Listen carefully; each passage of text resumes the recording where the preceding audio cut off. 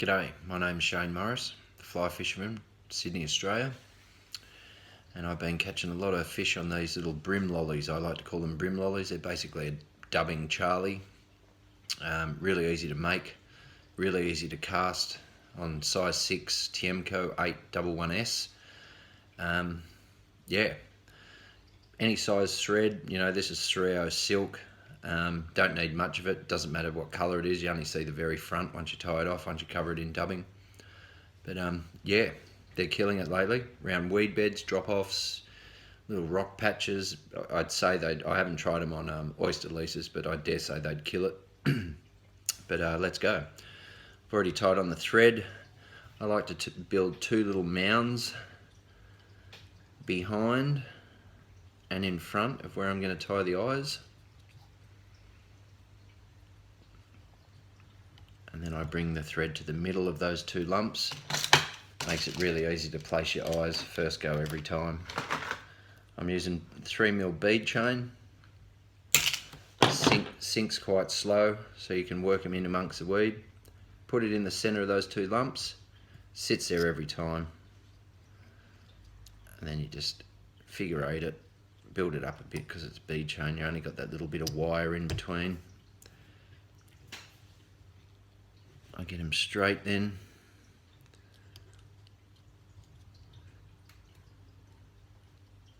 Put a little bit on and then bring it behind. And go to the fair way to the back, and then we'll coat that with glue, and then that makes it a bit more durable. They last a while then. The dubbing actually lasts a while, even fish after fish. So I'll put a little bit of Zapper Gap on, just a little bit. To hold all that together, like I said, make it durable. Flatty smash these as well. I've been getting whiting on them. Good whiting actually. Straighten everything up where you're happy. And coating that will make it, last a few fish. Okay, I take some of this UV flash. It's just like a kinky fibre or, yeah, that kind of stuff. It doesn't say what it is. It's just a shrimp colour, but it's pretty standard. You only need a little bit. Give it a little tail out the back like a gotcha. Make the ends uneven. Don't want everything straight. I just wrap that around my thread. Then I can pull it up to wherever I want it and secure it straight away without having to worry about it too much. Leave that there in the middle. Just trim it back a little bit on the angle. We'll trim all that to taper it later. You need one of these. It's a dubbing whirl. Very simple, but this makes the best bodies. Okay, very simple. Make a loop of about 6 inches. You can see it there. Then I tie it back on the body of the fly and bring the thread all the way to where I'm going to tie it off. Grab your dubbing whirl, put it in your loop then. Okay, and you can let it hang, but you don't want to let it go together yet. You want to keep that loop separated. And you just grab your dubbing out, which is a seal's fur dubbing. Natural colours, there's a few brighter green ones in there. More so for trout and all that, but I love it. It gets really fuzzy bodies, makes it look really shrimpy and crabby, little tiny crabs or nippers or something like that. Just grab your dubbing then, and then just wind it up one side of your loop. Okay, I wind it on like opposite. Just try and wind it round your loop. You don't have to go too neat. You don't have to be, super tight on it. You can grab a few different colours. I'm going to put a little bit darker olive green at the back of that one. You wouldn't really tell that much. So I've got about 4 inches of it. Now I'll pull my arm here across to get my thread out of the way. You probably can't see that, doesn't matter. What I do then is put the dubbing up a little bit grab it at the bottom of the dubbing where I've, twisted it onto, spin the dubbing wheel. You probably can't see it, but you spin it and you hold it, then you let it go. And the two lines wrap together and you get like a nice fibered, fuzzy body.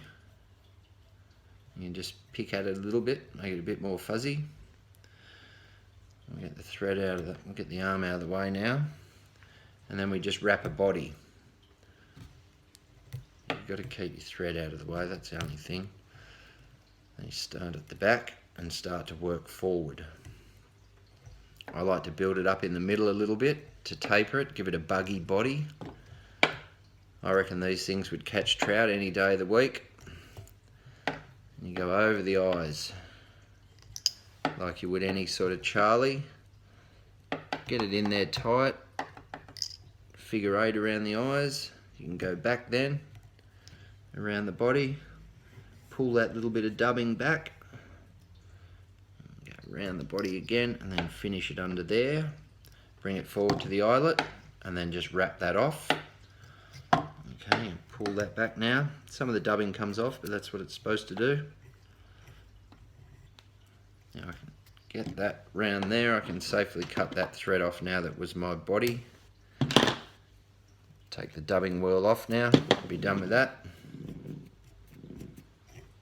Alright, just tie that off so it's a bit more secure. Okay, my vise isn't that flash, so I turn this over now and put it in upside down to do the collar. Now he's looking pretty good. You can trim all this later. I'll get rid of that one because he might get in the way. So then I just grab a bit of possum tail. Bloody animals. I bought it, I didn't kill it. I want to, they eat all my veggies. Anyway, this fur tapers in the water. It's really, really good. It doesn't seem to spread that much. You only need a little bit. And now I lay that to the front. I might neaten that up a bit more. Get rid of all those stray fibres. Lay that down just where I want to tie it off. A couple of loose loops to get it neat. Pull it back a little bit and then go tight. Get rid of those couple of fibres now. And then we just want a bit more of that UV shrimp coloured flashy fibre. Only need a tiny little bit again just for the top of the collar. Trim all that up. Make the ends uneven because you don't want everything to be straight and uniform. Wrap it around the thread again. Pull it up to the top of your collar and then just tie it off. Basically that's it. We'll just finish that now. Put a bit of zapper gap on it.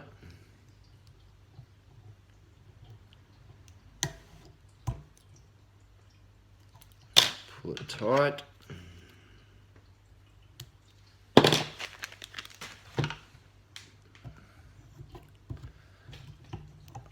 Okay. Pull everything back now. You start to see the shape of it, and that's what exactly the shape it takes in the water. They're amazing. They look so good. Bream is smashing them. I'm getting blackfish on them as well, in amongst the weed beds and the little rock drop-offs.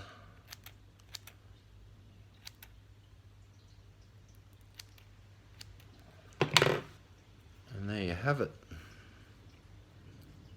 There's your bream lolly, number 6. Really good little fly. You can trim it a bit shorter. They usually trim themselves after fish eat them. But yeah, really good little fly, easy to cast. I can throw them into a strong southerly. They're no problem. There's no wind resistance, and then they sink really well and they keep their shape and they last a long time. Okay, enjoy. Tight lines.